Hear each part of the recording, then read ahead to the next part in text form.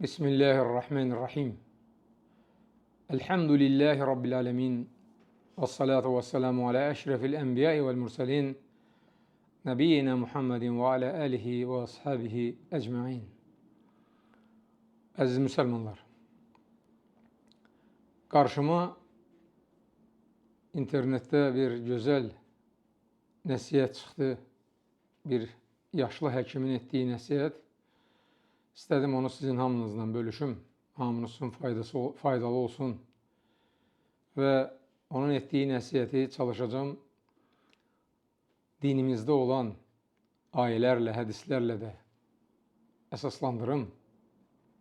Demək, həkim 102 yaşındadır və qeyd edir ki, insanları bu həyatda əsas məhv edən, öldürən 5 pis vərdişlərdir.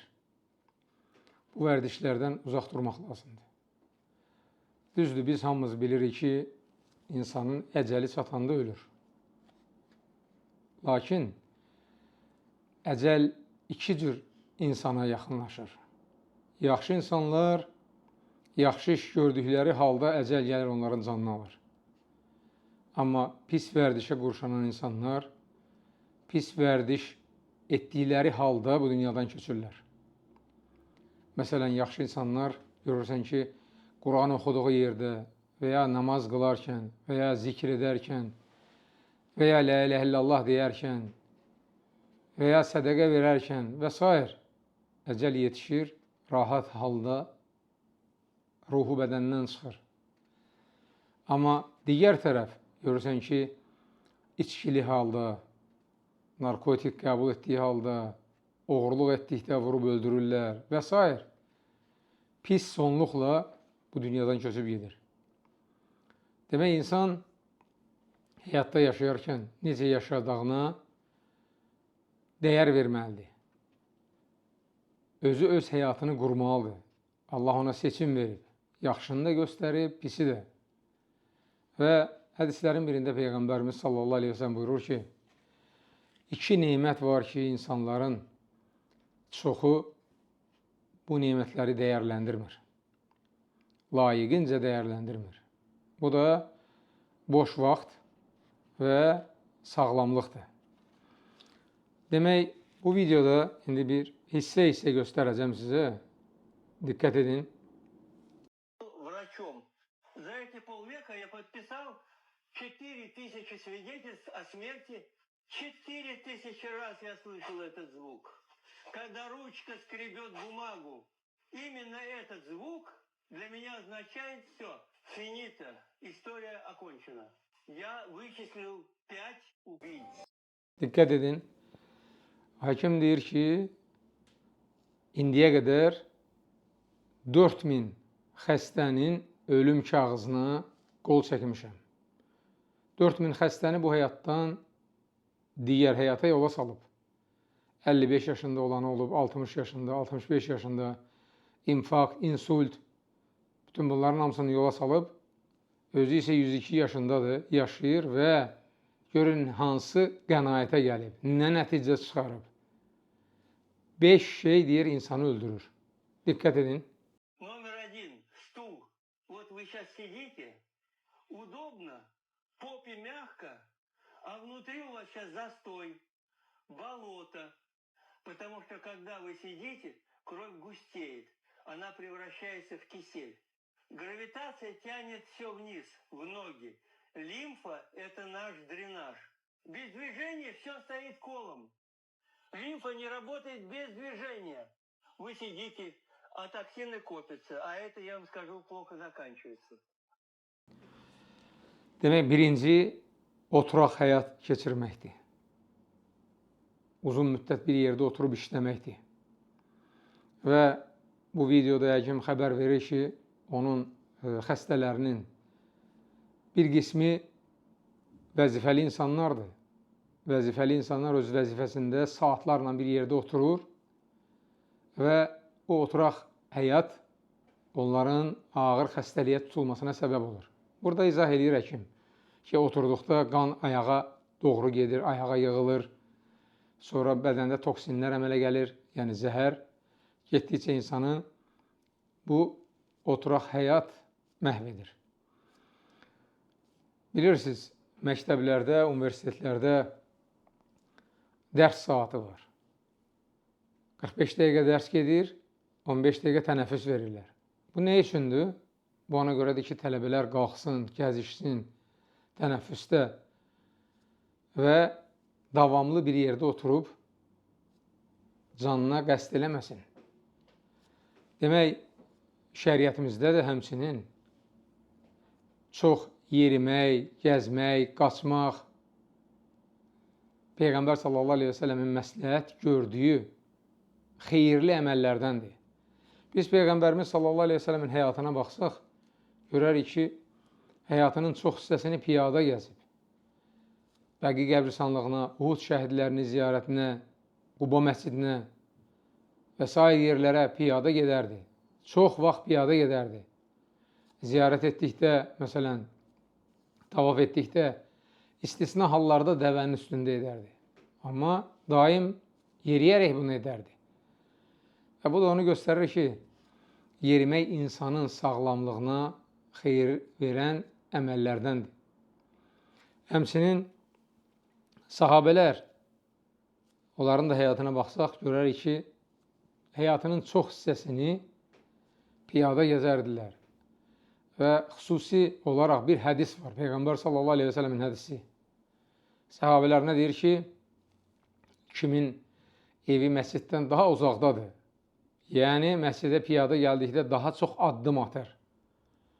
O addımlar sayəsində həmin adam daha çox savab qazanır və günahları silinir. Bax, o oturaq həyatdan uzaq durmaq lazımdır. Mənim yadımdadır, biz uşaq ikən bayırdan evə bizi gətirə bilmirdilər. İndiki uşaqlar isə evdən bayıra çıxara bilmirik. Uşaqlara başa salmaq lazımdır ki, bu oturaq əyləncələr ki var, oyunlar, internetdə və s. Bunlar hamısı insanı məhv edən pis vərdişlərdir. Второе. Сон. Мозг ночью работает в роли уборщика. Третье. İkincisi, deyir, yuxusuzluqdur. İnsan gərək doyunca yatsın ki, bədən rahatlıq tapsın. Və izah edir həkim bu videoda ki, insan yatanda onun beyni təmizləyici, süpürgəci rolunu oynayır. Yəni, nə varsa bədəndə hamısını təmizləyir və səhər oyandıqda o bədəndə olan zərərli şeylər hamısı insandan bayıra çıxır. Yatmadıqda isə getdikcə insanın beynində pozuntu əmələ gəlir. Hətta həkim o videoda qeyd edir ki, mənim elə xəstələrim var ki, gecə yuxudan oyanıb, üzr istəyirəm ifadəmə görə, ayaq yolunu tapa bilmirlər. Ayaq yolunun yolunu tapa bilmirlər. O qədər baş dayanıb ki, beyin dayanıb ki, nə etdiyini dərk eləmir. Bəzi insanlarda hətta qara basmalar olur. Bəziləri hətta gözü açıq qalxır, otağın içində gəzişir, özündən asılı olmayaraq. Bu hamısı o yuxusuzluğun əlamətidir. Halbuki şəriətimiz, Peyğəmbər sallallahu aleyhi və səlləm və sahabələri bizə örnəkdir. Sonuncu namazı, işə namazını qılan kimi yatıb dincələrdilər. Sübh namazını qılandan sonra da işə başlayardılar. Çünki sübhdən sonra bərəkətli vaxtdır. Ən bərəkətli vaxt sübh namazından sonra olan vaxtdır. Zöhr namazına qədər, günortaya qədər olan vaxtda işləyərdilər. Siz indi əgər Avropadakı ölkələrə getsəz, baxsaz, görərsiniz ki, saat 6-dan sonra şəhər sanki həyat dayanır. 6-dan sonra bayırda çox nadir halda kiməsə rast gələ bilərsiniz. Hamı dincəlir. Səhər tezdən də hamı gedir işə. Halbuki Peyğəmbərimiz sallallahu aleyhi və səlləm bunu bizə öyrədib. Müsəlmanlar da belə həyat tərzi keçirsə yaxşı olar. Amma biz baxırıq ki, bir çox müsəlman ölkələrində gecə həyatı, yəni həyat əksinə axşam namazından sonra başlayır. Sonuncu namazdan sonra gedirlər, otururlar kafelərdə, barlarda, restoranlarda, qəlyan və s. Səhərə qədər bihudə işlərlə məşğul olurlar. Sonra da gəlir səhər-səhər başını qoyur gün ortaya qədər yatır və beləcə ömrünü puç eləyir. Ömür gedir. Allah Subhanahu isə Quran-ı Kərimdə nə deyir? Biz gecəni yatmaq üçün yaratdıq. Yatıb dincəlmək. Gecə onun üçündür. Üçüncü, Одиночество – это стресс. Организм думает, что его бросили в лесу, что он один против хищников. Обостряет все, что только может обостриться. üçüncüsü deyir ki, təklikdə qalmaqdır. Təklikdə qalmaq, insan, orqanizm elə bilir ki, onu tamamilə kənarlaşdırıblar, təcrid ediblər.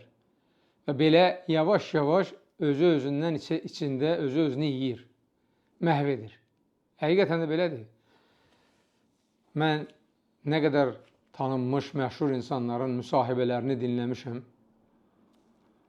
YouTube-da danışırlar, deyirlər ki, biz bir daha həyata gəlsəydik, heç vaxt karyera qurmaq barədə düşünməzdik. Əvvəlcə ailə qurardıq, sonra karyera qurmaq lazım gəlsəydi, karyera qurardıq. Yəni, birinci ailə. Çünki ailə olduqda insan bütün günü deyir, gülür, danışır. İnsanın əhval ruhiyyəsi qalxar. Rasulullah sallallahu aleyhi və səlləm hədislərin birində nə deyir? Kim ömrünün uzanmasını istəyirsə, qoy qohumları ilə əlaqə saxlasın.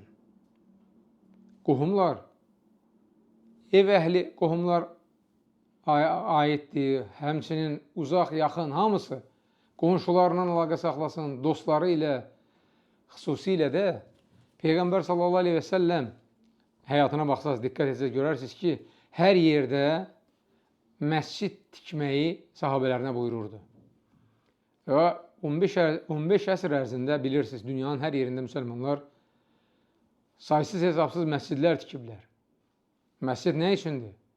Müsəlmanların gündəlik olaraq bir yerə toplaşması, bir-birini görməsi, bir-biri ilə ünsiyyət qurması, beləcə insanın əhval ruhiyyəsi artır. Və hədislərin birində Peyğəmbər sallallahu aleyhi ve sellem deyir ki, cəmaatdan ayrılan kimsəni şeytan tez yoldan çıxardır.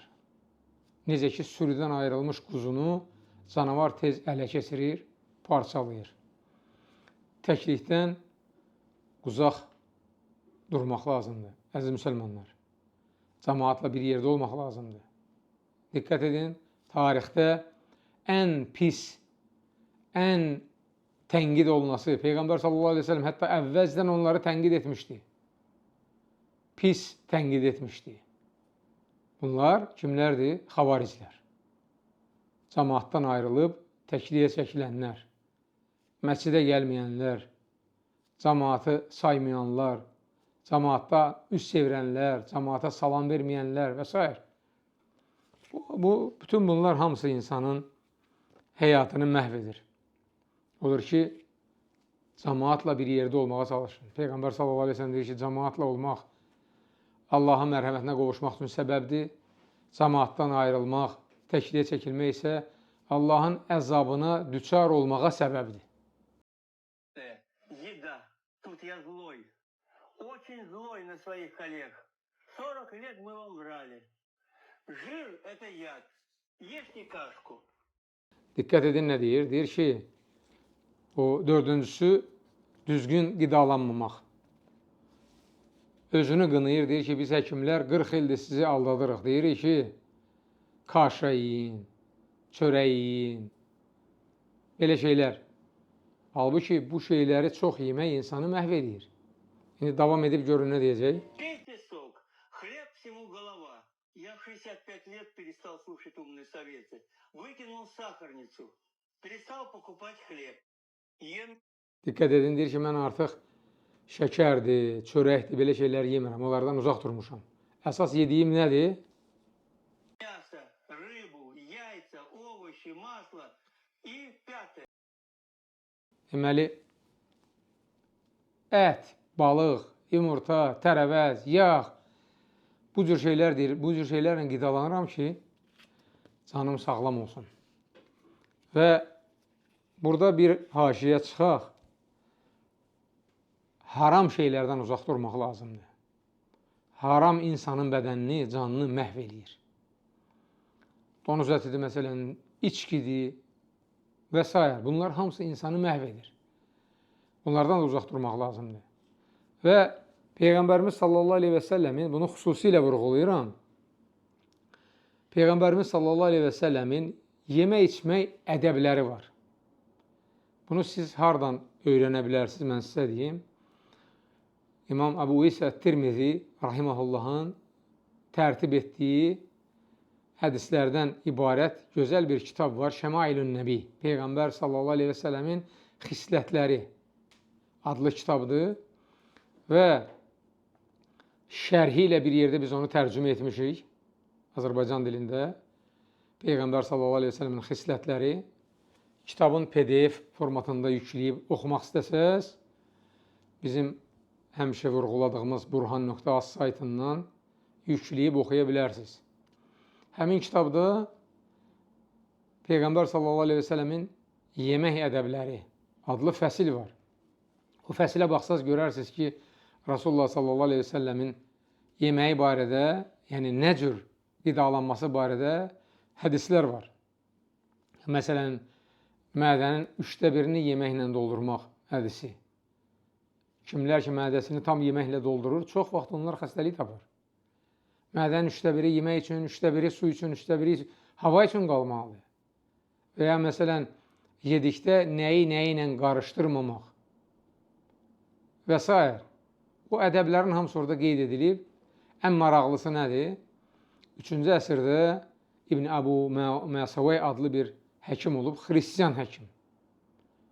Öz kitabında yazır ki, əgər insanlar Muhammedin sallallahu aleyhi və səlləmin buyurduğu kimi qidalansaydılar, nə xəstəxana olardı, nə də əczaxana. Peyğəmbərimiz sallallahu aleyhi və səlləmin qidalanması da, yəni ona nəyin halal, nəyin haram, nəyin necə qidalanması və s. Bunu kim öyrədirdi? Allah subhanahu teala. Allah ona buyururdu, nə halaldır, nə haramdır, nəyi necə yemək, necə oturmaq, 3 barmaqla, sağ əllə və s.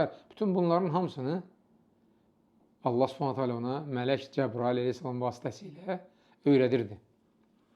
O kitabdan o yemək-içmək ədəblərini oxuyub öyrənə bilərsiniz.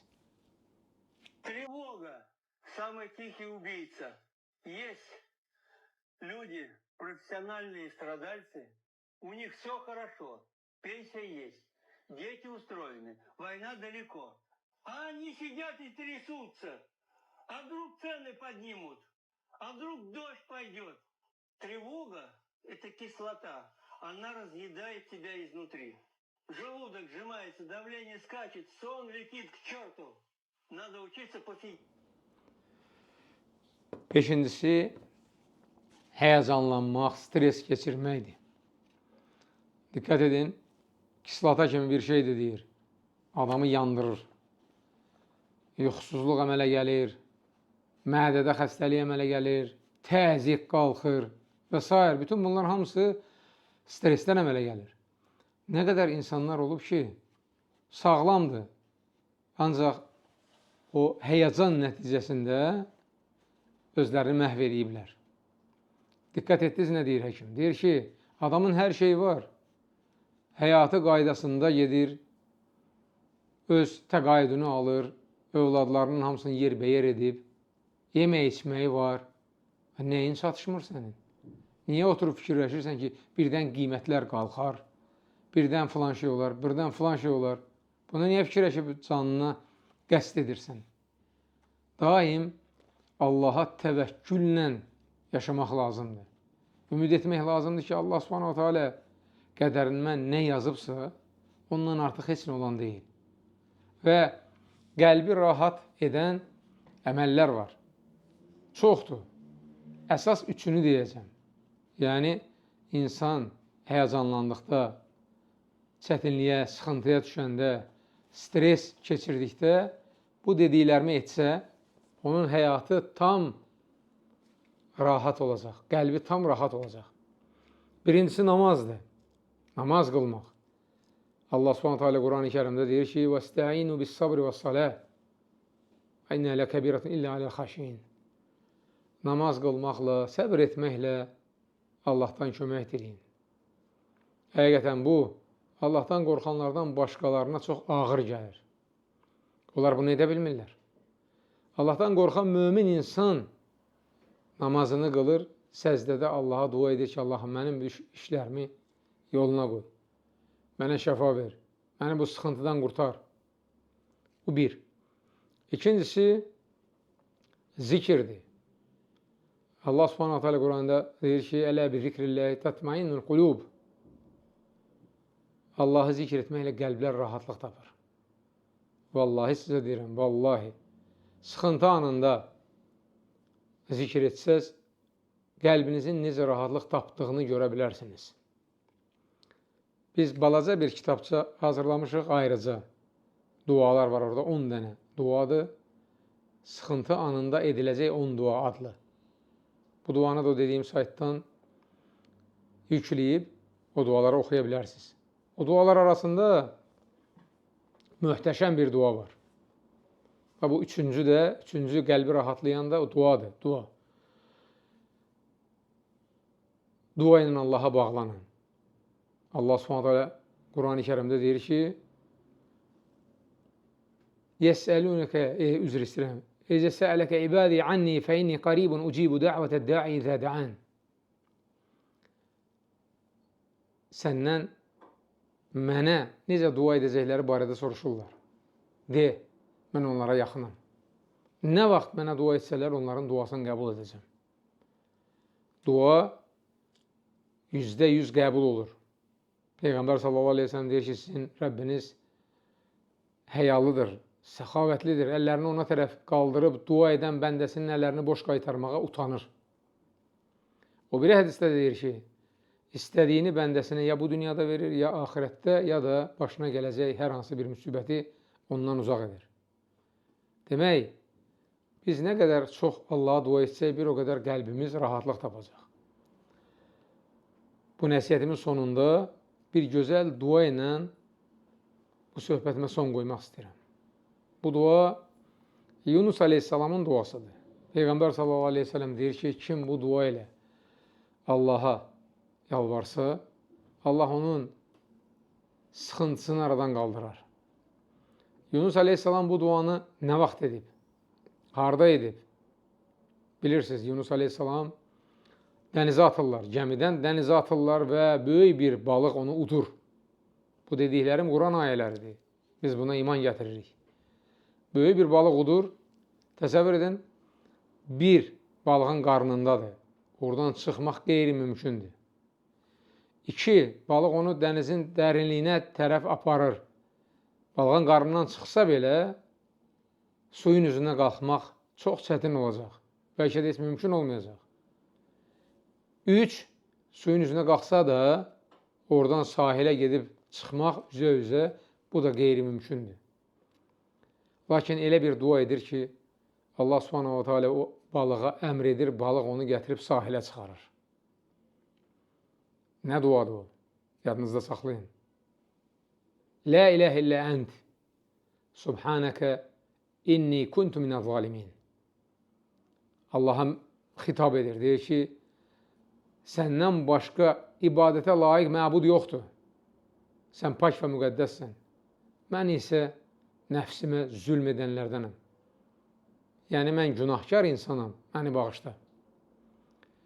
Mən də həmsinin hamımızın adından Allaha dua edib deyirəm ki, Allahümmə cəl xayra umurinə əxirəhu və xayra aməlinə xavatiməhu və xayra əyyəminə yevminə qaqəfi.